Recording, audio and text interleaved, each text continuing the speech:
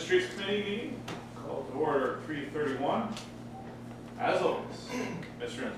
Very good. Good afternoon. Utility Streets Committee meeting, June 11th, 2020. First topic for discussion here this afternoon would be the alley adjacent to Weber's Bar. We have guests here with us this afternoon, Mr. Lance Gutschall, who's in attendance this afternoon to discuss the thoughts for the city-owned alley adjacent to Weber's Bar.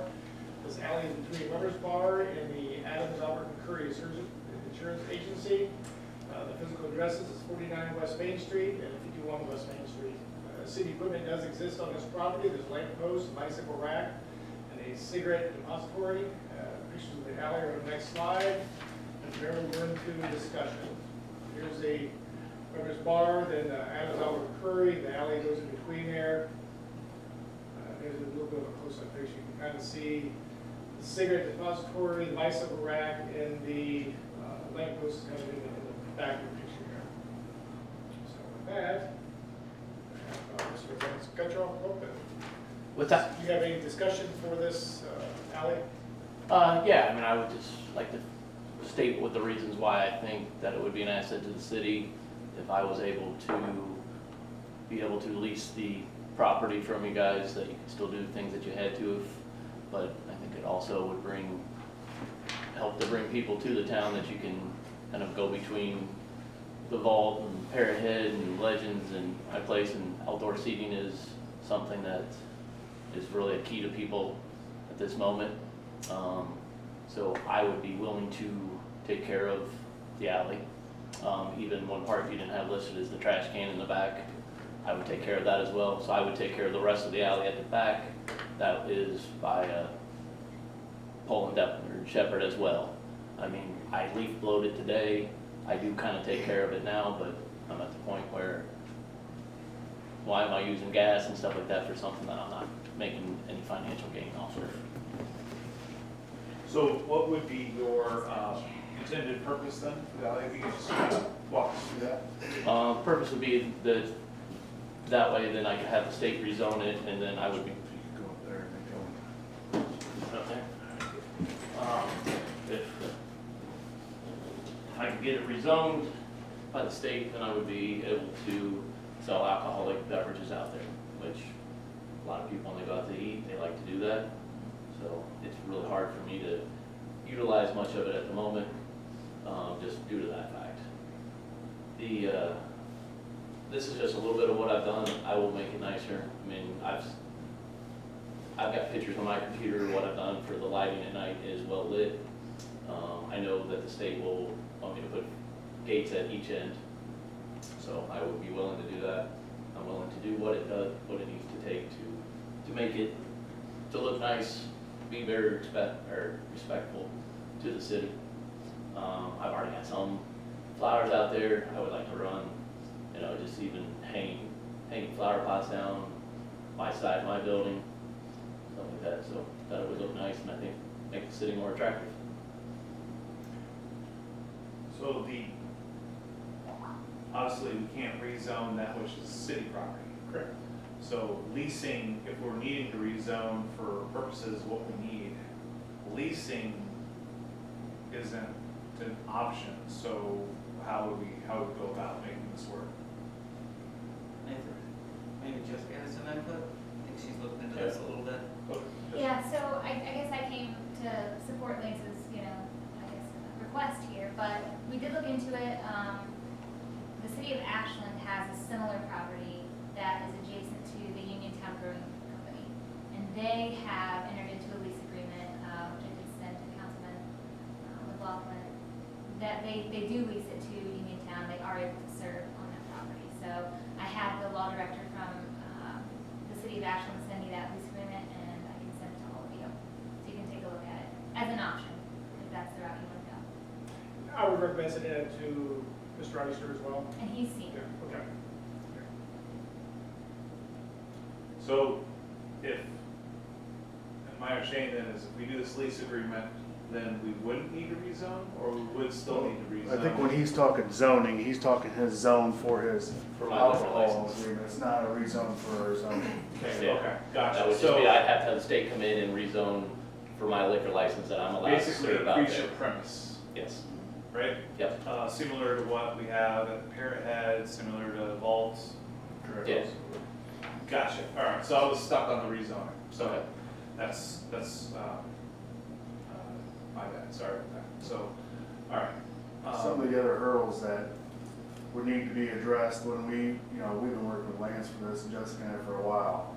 We do have an ordinance that says no one consume any beer or intoxicating liquor upon any street or other public way or upon any public land, so obviously Mr. Icer would need to chime in on this, but I think in the lease agreement could be written to take care of that or somehow take care of that. So that's just some of the things.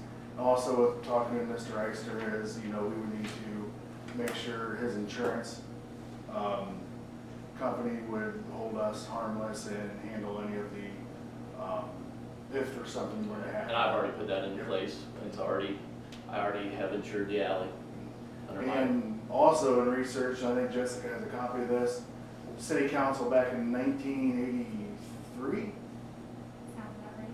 okay, when the J.C.'s 4th of July festival was going on, the beer garden at that time was actually right next to the utility office in that alleyway. And city council did approve back at that time a lease agreement with the J.C.'s to have that beer garden there. So there is some history, so I just wanted to throw all that out there for you guys' consideration.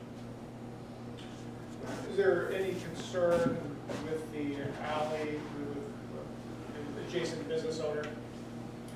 Adam's on I did have a conversation with them, it's been a while now, but I did have a conversation with them hypothetically, and they were okay with it, provided the alley was maintained well.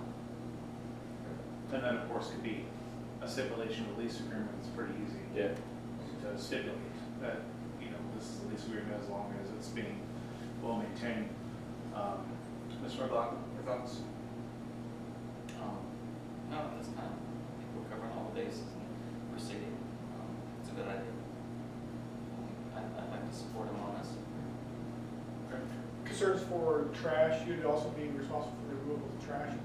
I just actually got 2 cans that I put out there just this week. And then, like I said, I will take care of the city's trash can that's down at the other end as well. And like I said, I really don't have any problem going through there, leaf blowing it, making it look decent.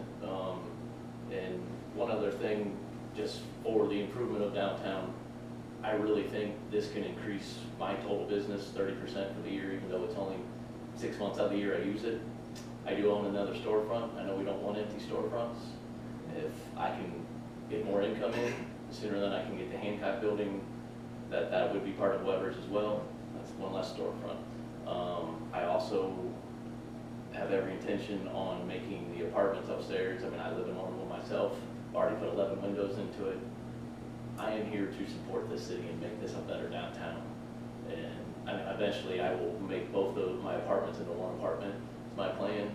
And then we can have a downtown apartment that can rent for $1,000 instead of $300. So, where maybe if we can get some downtown living, that would help downtown thrive as well. Sure. So I've been out and about for the last 20 years. I got a lot of ideas, so glad to be back in Shelby, but I'd like to maybe bring some of the things I've learned other places to here. One other question that came up, was ingress and egress of pedestrians. When you're not open, are those gates able to be open if you have it gated when you're I not? can make sure that we get gates that can open. Yeah, there's not a lot of foot traffic through there, but there is from time to time. Which makes sense for different times. And again, that's all can be covered in a lease agreement. I'm completely in favor of this, so Jessica and I have had many conversations along this line. I guess, Just for clarification, since you said that the location or the area we're going to use approximately 6 months of the year, would you also maintain it in the winter? Yep. What was it? A year and a half ago when I had that huge snowfall. I mean, I shoveled a path through there. So, yeah, I'll probably have to buy a snow blower. I'm trying to, it's like I own a leaf blower and in Roundup, I was like, man, that's all the yard stuff I need, but I guess I could go and buy some of it. Knowing you only own your whole yard's a slab of cement, you know, you don't have to get a lot of stuff. There you go. Very good. Yes, I don't, what are you needing for action from us? I'm not sure, but I consult with legal, get with Mr. Ister on this first. Mhm. And, I'm sure there's a piece of legislation to come to council in Mhm. the near future. Absolutely. Sponsor. Yeah. Okay. That's, And Jessica and I will continue to talk about this as well with Mr. Gretschall. Jessica, since I have you here, Yeah. can I ask you a favor for? Maybe. Since, we don't, always get the benefit, usually you go to the Economic Development Council, so. Can we start framing out what, or at least researching what an entertainment district would look like for our downtown? This is something that I've been kind of going back and forth on the about last year or so. I really think it's about time, especially when we look at bicycle days, we look at the park renovations we're doing downtown, the ability to hold different festivals, not just bicycle days, concerts, etc. I think we need to start looking at the benefits of having an entertainment district to where we would allow open carry between businesses. Open carry, wrong. Open container. There you go. But we can do open carry too, I suppose. But open container between. Very It can be at times, but open container between these businesses to kind of further economic development. It doesn't make much sense to me to do all the aesthetic cleaning up that we're doing in our downtown if it's not functional to be a profitable venture for all those involved. So that's going to be a continuing conversation, but I would at least like to look, what does that framework look like? So I don't know how much time you need to kind of give us a framework for that. I'm sure there's other cities who have done similar stuff to this, thinking the Brickyard down in Mansfield area. I just think it's long overdue and can really help us take advantage of the developments we're doing downtown. So if you could just do some research on that for us. Yep, I'll bring it to the next meeting. Is that soon enough? Soon enough. Good. Sounds good. Greatly appreciate it. All right. Very good. Next topic? Okay, thank you. Yep. Thank you very much for coming. You can of course stay for the Sure. entire meeting if you. We're going over ditch petitions, and broadband surveys, and water production cost adjusters. Those all seem like really awesome things to do on a sunny afternoon. I've got family coming in from Wisconsin, Illinois, and Oklahoma at the moment, so yeah, I'm gonna bow out, but maybe next month if you want me to come back in. We have the live streams for a reason. All right, well, I'll check that out later, good subject to watch when I'm going to bed tonight. Anything else? All right, well, I appreciate you guys' Thanks, time. appreciate it All right. very much. Okay. All right. Alrighty, ditch petition. A ditch petition for a portion of the Black Fork River is being discussed with the Richland Soil and Water Conservation District. A section of the Black Fork River that is being sought for petition is from Mickey Road to Geisinger Road.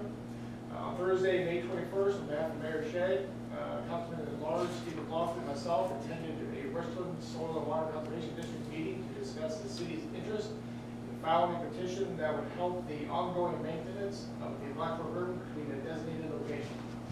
Our presence and desire to file a petition was welcomed by the district board members. A petition is a legal process to secure funds to help with the construction, engineering, and future maintenance of the ditch for the Black Fork River here. In this case, the petition would be used to help maintain the Black Fork River. The maintenance would help keep the river free of log jams, felled trees, debris, etc. With a successful petition, the county or counties involved in the well-being of the river would be responsible party, plurals, to maintain the river. There is a possibility the petition could be a multi-county filing that might include Richland, Crawford, and Ashland counties. The multi-county filing would follow the language in ORC 6133. Benefiting landowners that contribute water to the river would be assessed by the county for the maintenance of the river. Mayor Shea, Councilman McLaughlin, and I have a meeting next Monday afternoon with the Soil Water Conservation District Director, the district board members, and the county engineer to discuss next steps for the filing of the petition. Back. Any discussion with this? So, Mr. McLaughlin, this is obviously something near and dear to your heart and what you've been working on diligently. So I'll go ahead and let you kind of lead the discussion, kind of the impetus for this and why we're here and what we need to do going forward. Well, some of the local citizens had a meeting, when was that, back in February? Before the whole corona lockdown. And there was, the meeting took place to discuss the maintenance of the river. And so that's where the idea came from. And so in essence, we just want to, for it versus the plans that were in place before to build dams, Muskingum project, and cost $35 million, $40 million for that project. This is just a small part, pennies on the dollar, to keep the river clear, and this was part of that other plan as well, to keep the river maintained and clear. So this is what we're looking at, and we haven't, like I said, we got, on May 21st, we sat with Richland County Soil and Water, and we just initially discussed the idea to look into this. So they sent us some information recently in the last couple of weeks on how to proceed with this paperwork-wise. And so really the next meeting is a few days from now on Monday, and so we might be able to have a little bit more to talk to and bring to council on Monday night. So we're going between, you said Mickey and Geisinger Brook, correct? At South Mickey, south of the town of Mickey, all the way through, it's like 13 miles, is it 16 miles? Geisinger Road is that road before you get to the S curves, before you get to 13. Gotcha. So it's almost all the way to 13. Gotcha. And I assume that's because that's within our jurisdiction? Is that why we're positioning it that way? This was a 1040 line or something? It was, It's outside the city corporation, Yeah. but it is be needed to help keep the river flowing properly. And we feel that that's adequate distance to maintain that? Correct. Okay. From the meeting that we had at Mr. John Schrader's farm, late February or March, and just for reference, in attendance was Mayor Shea, Mr. Geis, Councilman McLaughlin, and myself. We represented the city. There are numerous other officials there at the meeting, but it was discussed the point of Mickey Road to Geisler Road would be sufficient for this petition. Okay. I just want to make sure if we're doing a petition, we make sure we're covered. Right. well, like Mr. Esmond said, it could involve Ashland County and Crawford County, all three counties. And of course, from what I understand, they need a government entity to, request a petition for us to start the ball rolling. However, it's not just Shelby City Council that would have some kind of legislation, to do this, but it may involve, let's say, the 10 townships, Sharon, Jackson, and all the others in the area here. Okay. And I'm assuming legislation, we'll have legislation for Monday, you said? Or Monday's the meeting with Erica, Correct. what's her title? She's the Director. district director. Okay, Overton, Soil and Water. She's kind of, guiding us, and we're just gonna meet with her and go over the next steps. Monday, so we'll have a little bit more information to present to council. And once we become comfortable with the whole ditch petition, there will be a piece of legislation for council to authorize us for the city to represent the ditch petition. It's, I'd say, a month or so out, maybe a couple council meetings out. This whole process could take longer, I mean, Yeah, the whole process. 18 months to 24 months Right. for the whole process. Our actually doing the petitions, really the impetus, the beginning That's correct. of the process, so I got you. All right. Okay. Well, I'll be willing to sign on as a co-sponsor, whenever that comes, to that point. Really appreciate, Mr. McLaughlin, your efforts on this, and we'll, Well, it's more than just me. The mayor, Mr. Huntsman, guys, a lot of folks, actually.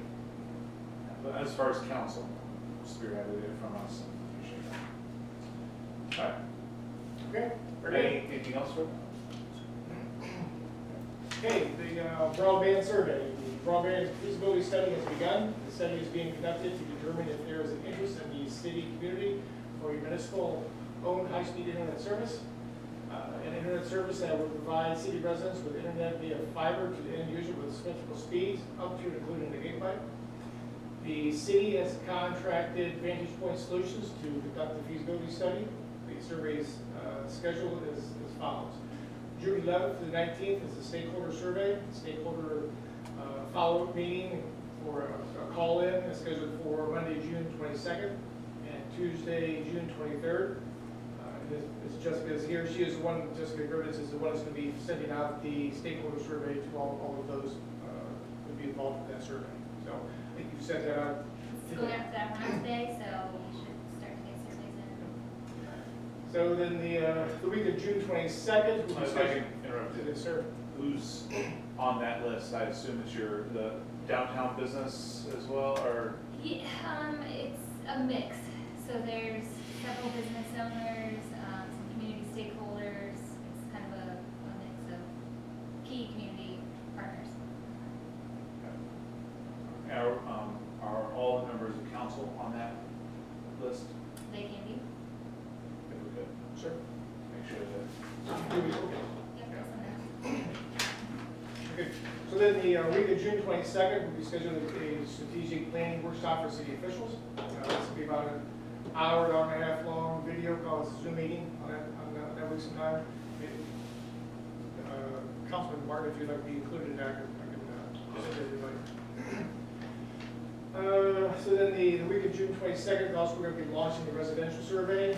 This will be an online survey, and that will conclude towards the end of July.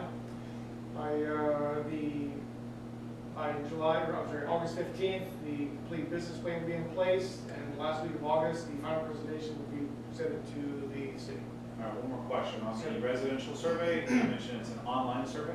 That's correct. Can we get a short code, short link, and get that out to people in the utility bills? Yes, we will, yes. That's how we're going to forward it out. It's going to go out, you see down the bottom there, the survey notifications will be listed in the local paper, insert with the utility bill and online. Okay, So, yes.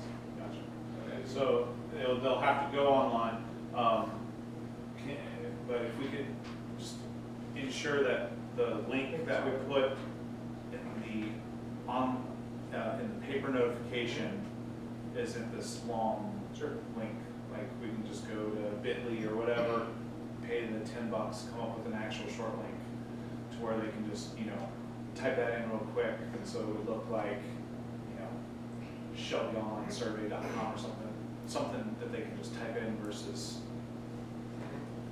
biggest pet peeve is when people send out a survey link and it's 20 characters long. Sure. And has this nice little HTML web link in it, and I'm looking at it on paper. It's like, well, it'd be really great if I just click that. Now I gotta type in 50 characters. So if we could just ensure that it's as easy as possible for people to take this.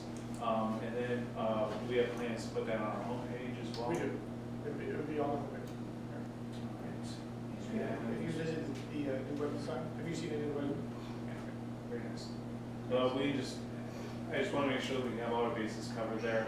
And then, if we can also include in our rollout plan, to put it out on our social media channels, police page, city page, et cetera. Widest distribution possible. And then when, if you can also include me on that rollout, so I can send out on my, council Facebook page as well.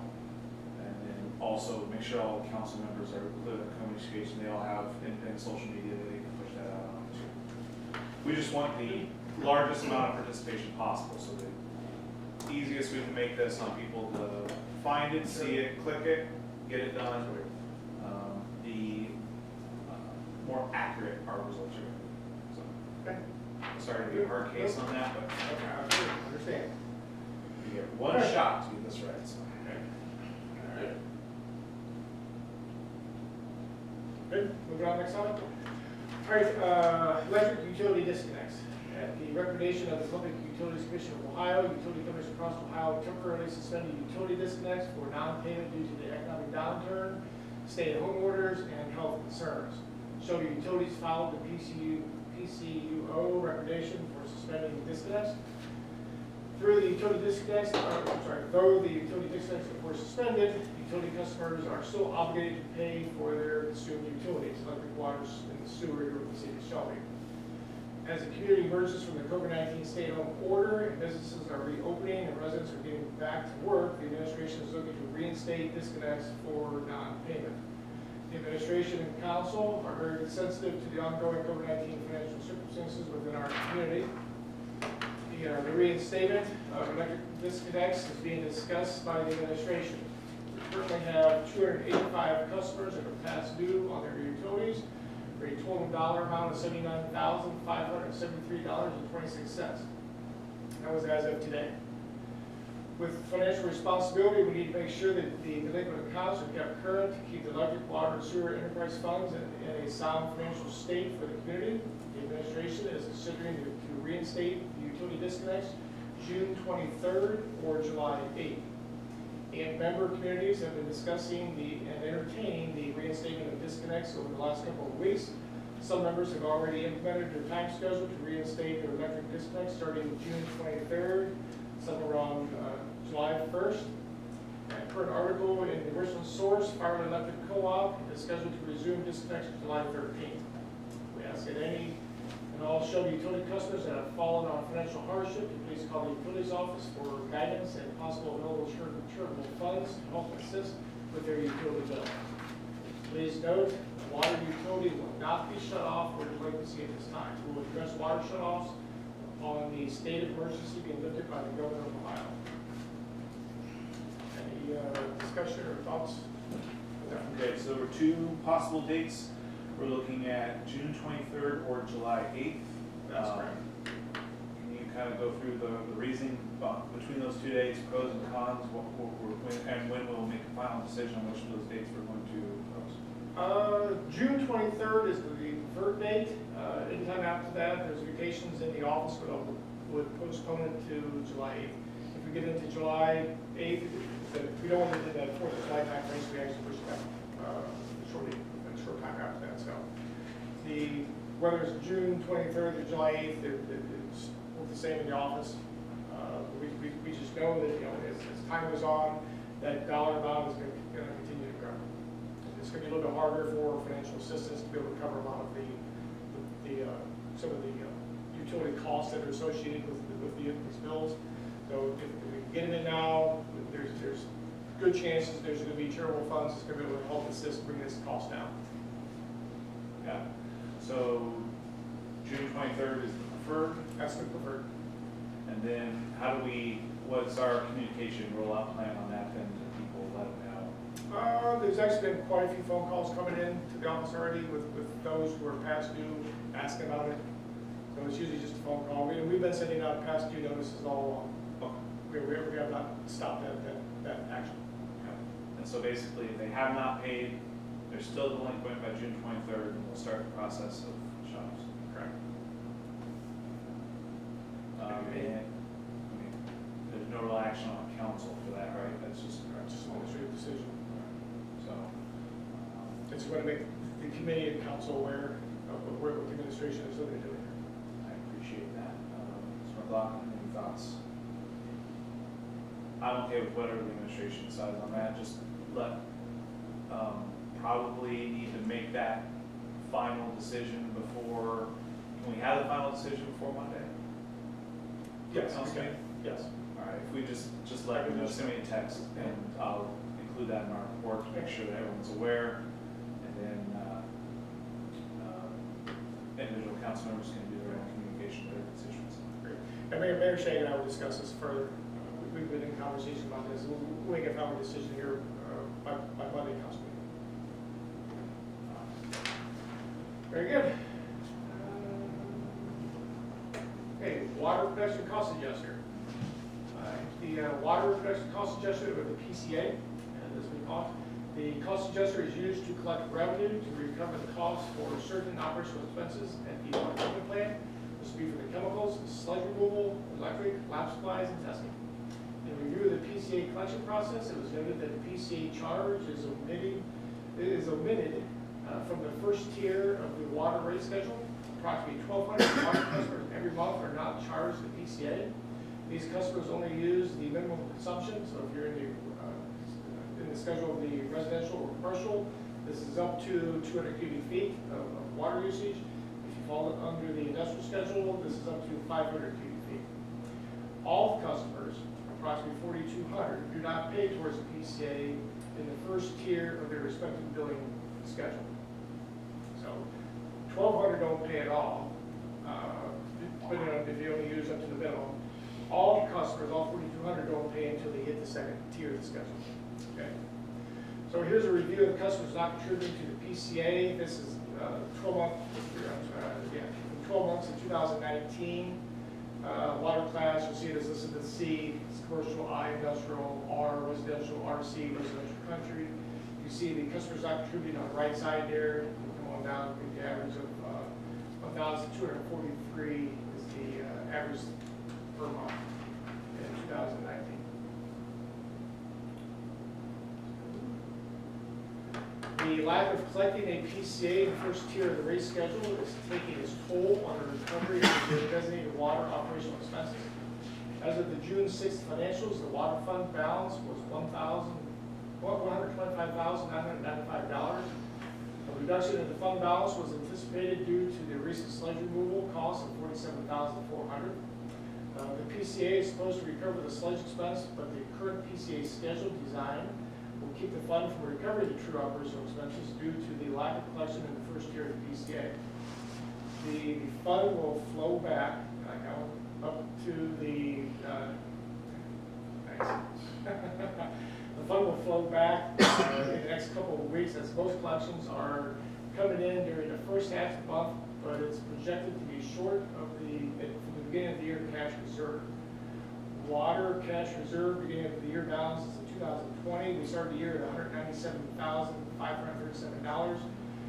2019, we started at $236,283. 2018, we started at $412,398. You see there in 2018, that's where we had large chemical expenses. So you can see where the fund balance is continuing to decrease over the years.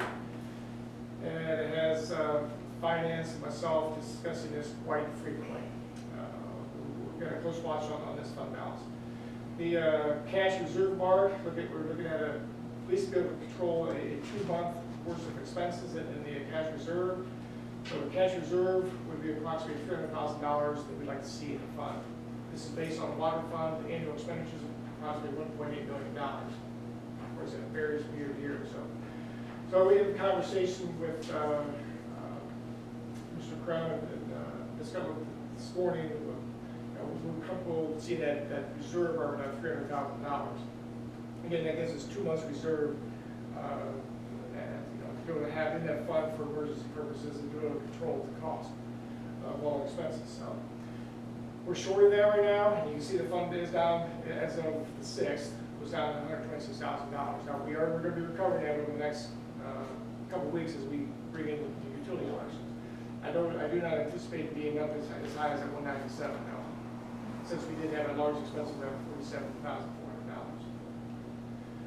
So here's the four-year look back for the PCA. You can see on the right-hand side, you can see what we collect for the electric, plant chemicals, reservoir chemicals, the sludge, lab testing, lab supplies.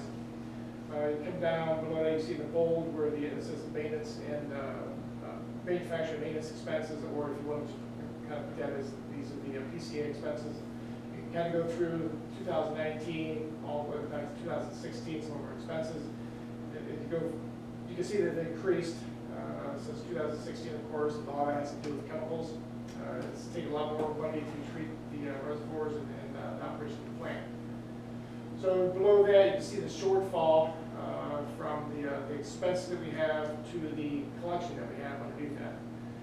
So if you look at the we'll just use 2019, the expense was $427,695. Below that, the PCA revenue committed $347,744. We had a shortfall, let's just say $80,000 last year. So you can go back in years past, you can see that we've had shortfalls as well. And we're really relating this to the PCA, that first tier, that there's a lack of collection in that first tier. So on average, if you take the bottom right-hand side, total shortfall for 4 years, the 316, which is about $317,000. Based on 4 years or 48 months, that's an average of about $6,600 a month that we need to collect, or something close to that. So that we actually need that dollar amount. That's just an example. A couple slides here, you see what we are projecting to collect if we do add a rate into that first tier. Questions of this? Okay. Moving on. All right, current and projected collection. All right, come down to bottom of the note. This example provides an estimated additional revenue that can be realized by applying the PCA to the first tier level of consumption for all customers except senior citizens or disabled customers in and around the city. So senior citizens are not included in this discussion. So if you take a look at the first column here with the current collections, you'll see what we collected. And this is going from April to March. It's a 12-year snapshot, so one year, if you will. You'll come down to the $347,744.47. The projected collections, if we add in the first tier, is going to bring this collection up right around, say, $55,000. So you'll see the projected collections go up to $402,539.82. Sorry, the glasses. So you can kind of see with this, with the adding the first tier. Adding this PCA to the first tier, it's going to bring in right around $4,500 estimated, of course, every month.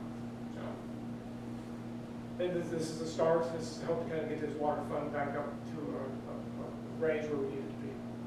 So, does that make sense? It does. Okay. And let me something's going to make a little more sense as we kind of go into this discussion here. This one was, yeah, thanks.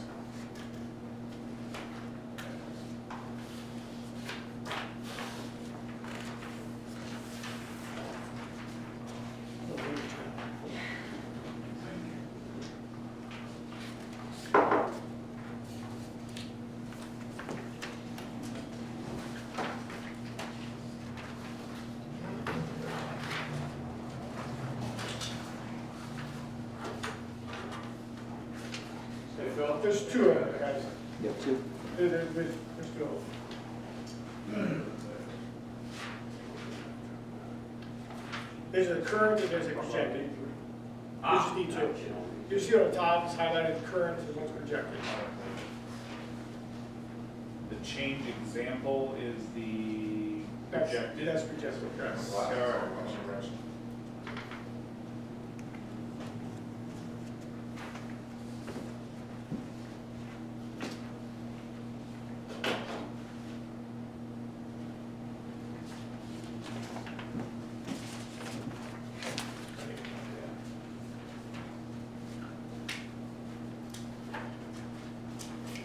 All right, if you go to the one that says the, on top, will say PCA change.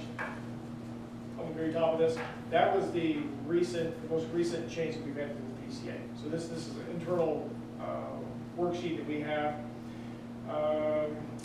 Kind of ignore the top of it and kind of roll down versus Rule 35 residential and commercial. I would say Rule 35 country as we kind of work way down, Rule 36, Rule 37, Rule 37 for industrial larger than 1 inch. So if you kind of look at the first line here, it says first 200, that's the first 200 cubic feet. If you come across the base, PCA, PER, it's void, and you go all the way to the right-hand side, it'll show you $9.91 rounded as well. That is the base charge. There is no PCA, there's no PER that's included in the first 200 cubic feet of water within residential. And you can kind of roll down through each rule, you'll see that first line, first 200, first 200, first 300 for senior citizen, industrial, first 500, industrial larger than 1 inch, first 500. There is no PCA charge. It's been omitted, it's exempt right now. And that's where you're seeing that there's over 1,000 customers, average of 12,000 customers that fall into that every month. So the PCA is not being collected. So the thought is, if you go into the example, the objective here, you'll come over to the first 200, come down to Rule 35, residential, commercial, first 200. You'll see where we've brought the base into this now. That the base you see there is the same base as you'll see on the first page. Far right hand side, first 200 base, which says $9.91. You follow that? Okay? So we just we include that into the base because that is the base rate. So you'll see where we actually included the PCA into this. So instead of being $9.90 or 91 cents, it'd be $10.93. So it's a $1.03 increase per customer. That's going to be your increase. So instead of residential receiving or having a first 200 at $9.91, that's going to be $10.94. We brought this up. So can you see that? Then you'll scroll down to the next rate, the Rule 35 country, the first 200. You'll see we've included in the base rate there on the example, which includes the PCA, which will bring it from the $10.90 to $12.03. So you see the increase is going to be that the actual PCA rate, which right now is $1.03. Except for the country is a little bit different than that. Country has a little bit larger PCA charge into it. It's $1.13. So that's the tier that we're looking at right now, is to bring in the PCA into that first tier. So it's virtually $1.03 increase. On everybody's going to be a $1.03-ish increase on everybody's utility bill. Okay? Any questions on that? There's a lot of numbers and it can be a little confusing looking at it for the first time, but any preliminary discussion with that? No, I mean, it makes sense. You don't want to be in a situation where an adjustment, and a cost adjustment can theoretically not be paid by anybody but the city. Right. And if everyone in the city was theoretically in tier 1, then the 100% of that is on the city. Right. Everybody starts at tier 1. Everybody starts at tier 1 and builds out. You start at the first 200, the first 300, the first 500. Then you build out, figure out your water consumption. So again, there's could be up to 1,200 water customers every month that do not contribute to the cost of the electric, the sludge, and others. So it's something that probably needs to be added to the PCA adjustment to have this charge in that first tier. Because we're falling behind on our collections.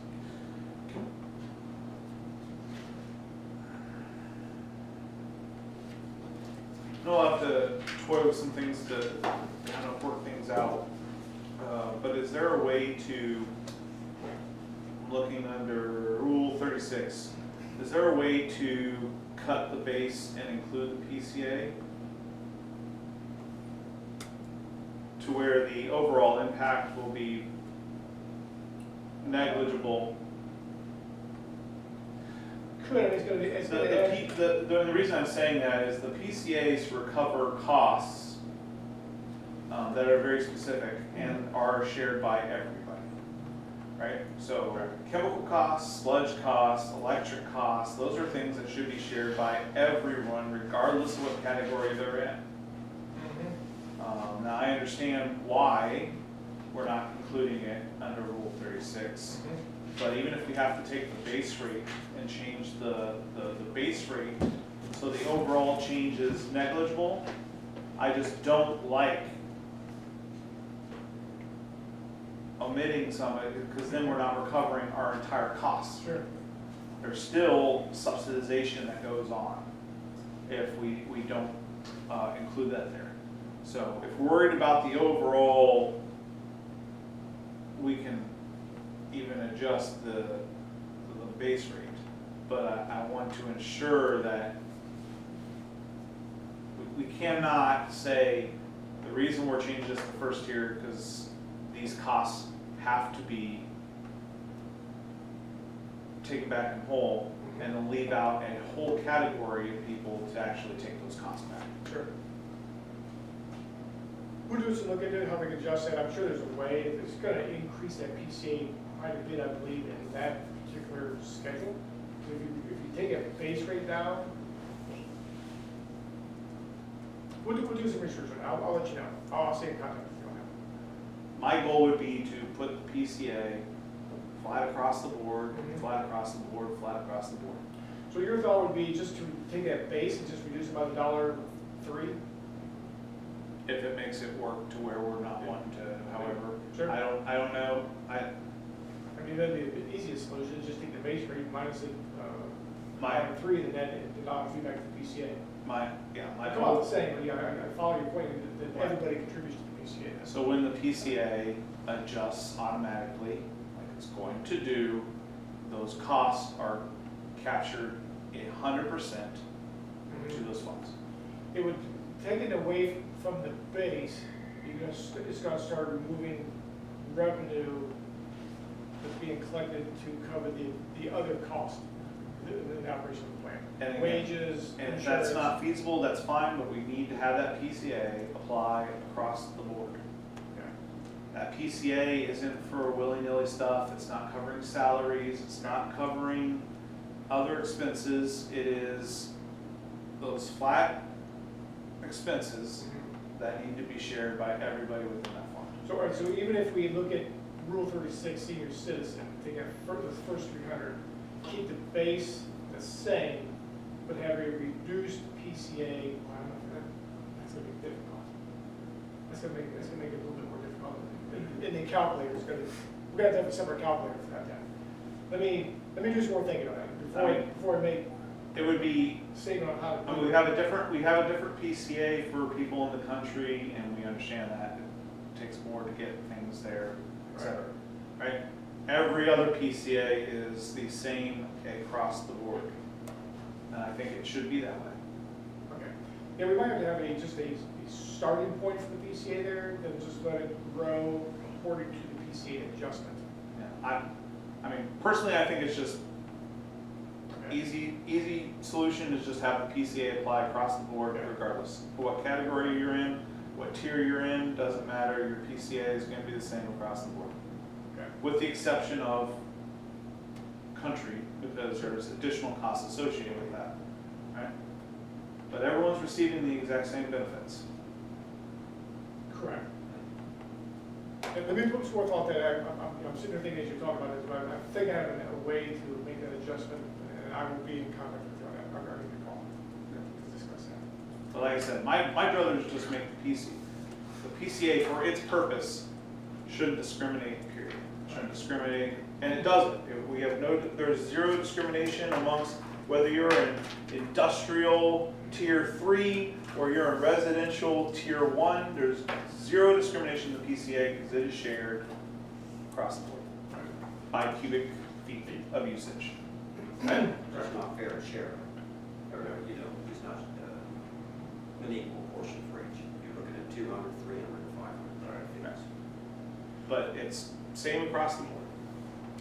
I don't think we should differentiate between anybody for that specific PCA, because the PCA, again, has that very specific reason it exists. Another thought for future discussion, what we're looking at here, because we're looking at that first, in residential and commercial, you have the first 200. Senior citizens, the first 300, industrial is the first 500. The sewer is just per 100. There is no separation between first 200, first 300, it's the first 100. Whatever 100 cubic feet you use, that is how you're billed, by 100 cubic feet. The water set up a little bit different. I think if we take this in a kind of a stepped approach or a tiered approach, let's make the, if council agrees, and make the adjustment to the first tier today. Let's roll through this about 6 months, we'll look at the collections, and we'll take a look to see if we need to change the water to kind of mirror what we have on the sewer. Instead of saying the first 200, it's for the first 100 and move it on. Because if you go into the step 2, this next 1,800 cubic feet per 100 cubic feet. So, And that goes into our larger dealings, what we had talked about. Maybe we need to overhaul the way we think about the PCA and this other stuff as well. And at that 6-month mark, I seriously want to look at us going to an annual PCA adjustment, not a quarterly PCA adjustment. And if we are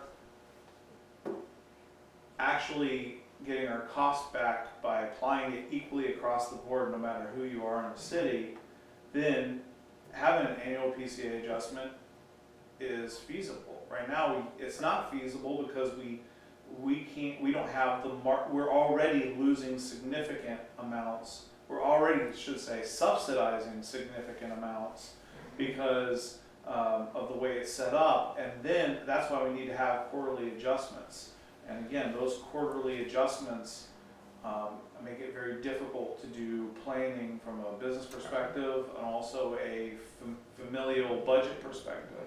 So I think that at that 6-month mark, we need to look at incorporating an annual PCA adjustment, give people stability, and we'll have the flexibility to have that because we're actually clawing back our true costs for electric, sludge, chemicals, our chemical usage as a city.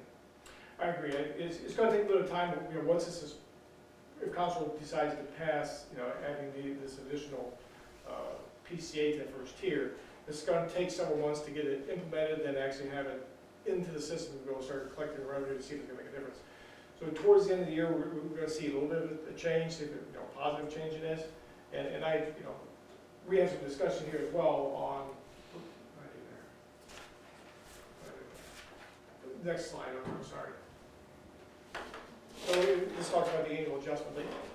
Yeah, there's going to be some overhaul, I believe, with the way we look at the PCA and some other changes within the water ordinance to kind of get it to flow a little bit better.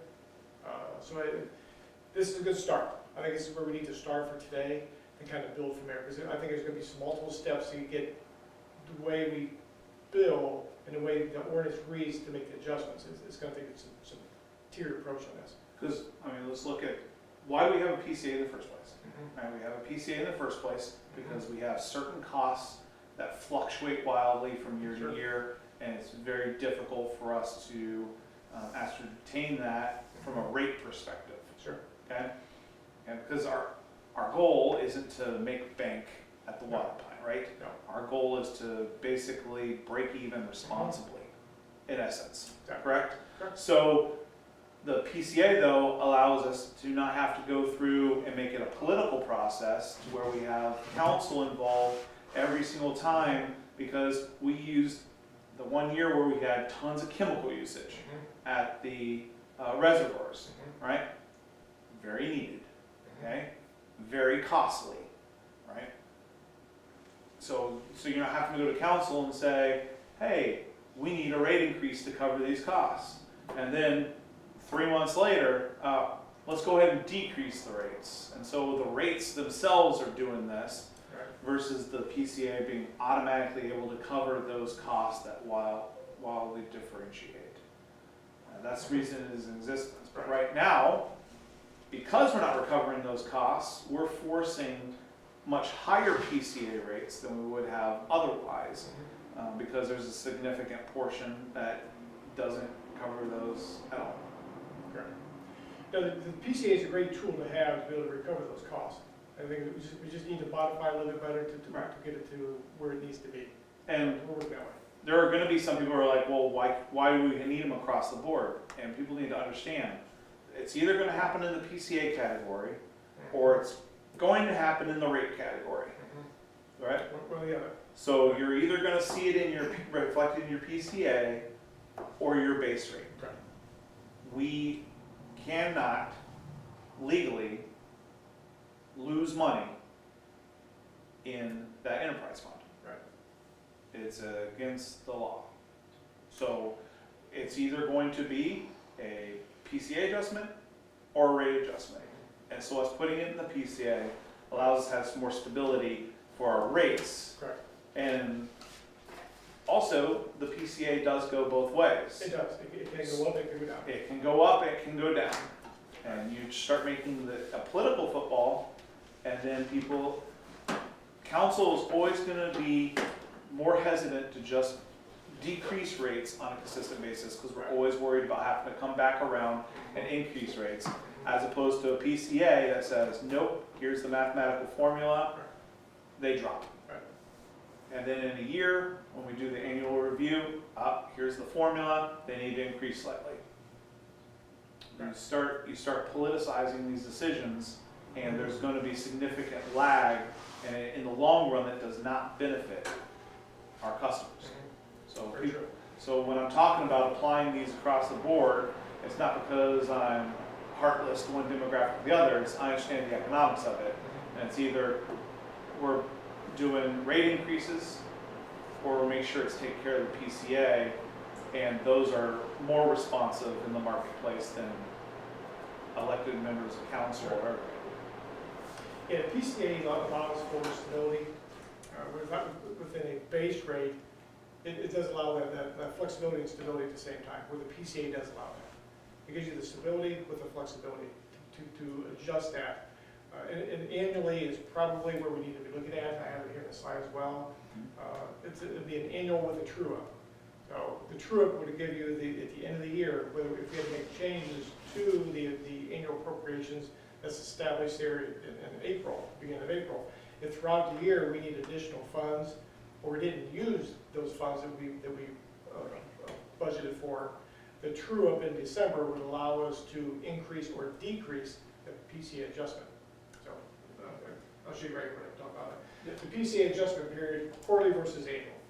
A quarterly adjustment fluctuates the water rate every 3 months. So we know it can move the rates up and down. And not the water rate, it's the PCA rate. The PCA rate, which actually adjusts the water rate.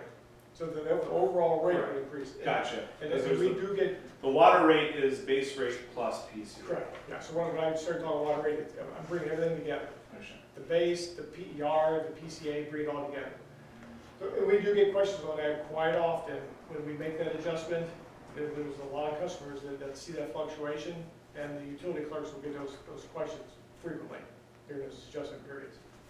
So the annual adjustment, this would help keep the rate from fluctuating throughout the year.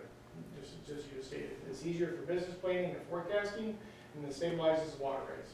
An annual adjustment, the adjustment would be populated in April with one true up throughout the year.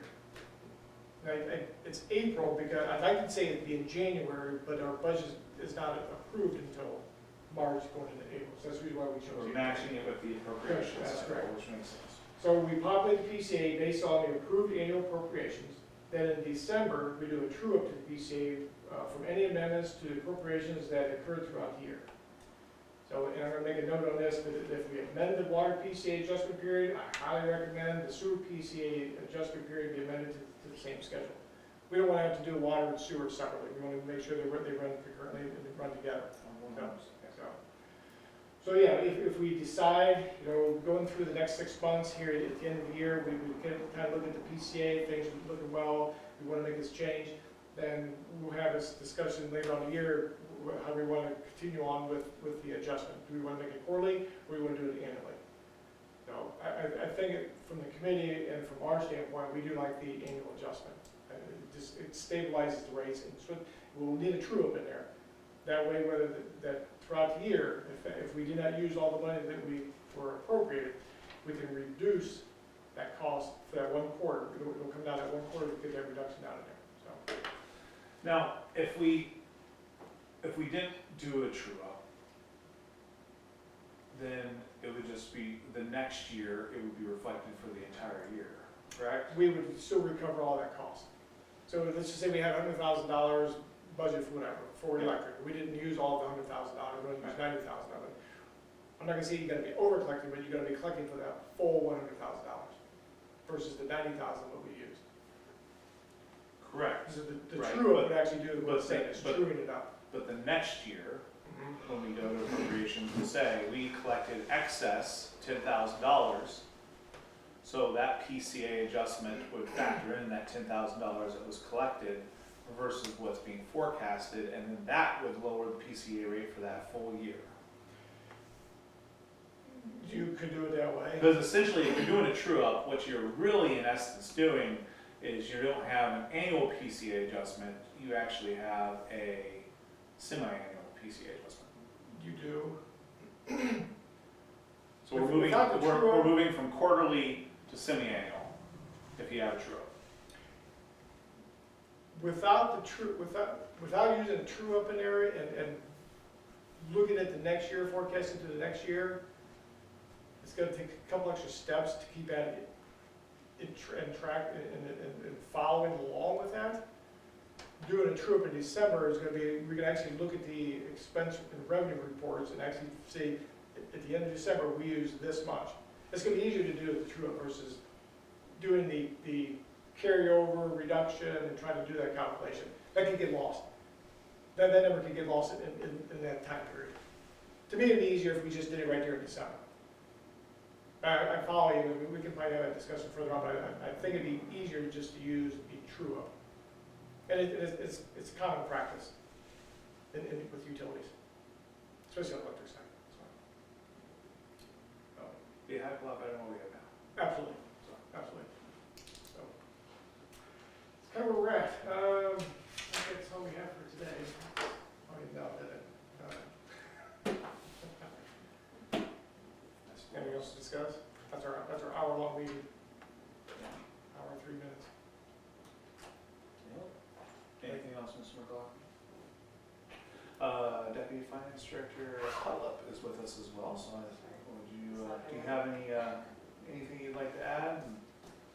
No, I just been working with them closely on this PCA, so, you know, I agree and understand all little points parts of it, so. Yeah, there's a lot of, you can see there's a lot of numbers sitting in front of you. We just kind of follow with the highlight, it can kind of really make sense if you really need to get into it. But if you have other thoughts, discuss with us, give me a call, just kind of cover a little bit more of that. No, it makes complete sense, Okay. To me. Okay. It was surprising that we do have around 1,200 customers every month that just, or emitted from us, then they're, you know, it's not their fault, it's just that they're just emitted from that tier of the range, so. And as the fund balance continues to decrease, that's something we have to be considered of to see whether we need to put this in there or not, so. 100%, because we can get to a certain level, and that means you're gonna have to do PCA adjustment increases on top of base rate adjustments just to play catch up. Sure. So if you would like, I can prepare legislation for next month. I can probably try to get it to first meeting in July It's not for the PCA. for the PCA. And I would like to, we could just do it across the board. Okay. So we're gonna have a meeting call now. So it'll be water and sewer. No, that's not sewer yet, not sewer yet, I'll take it back. Sewer's gonna be, if we do the annual, if we take the quarterly adjustment to the annual, the sewer. With the true up, we So need it'll to be do just- that for yes. both those. Correct. Correct. But we're gonna look at that, review that Towards the end of the year. towards the end of the year. Okay. yes, I will sponsor that. Very good. All right, get all the information done. Mr. Jordan? Got anything else? Nope. All right. We are adjourned, 4:36. Thanks, sir. Thank you.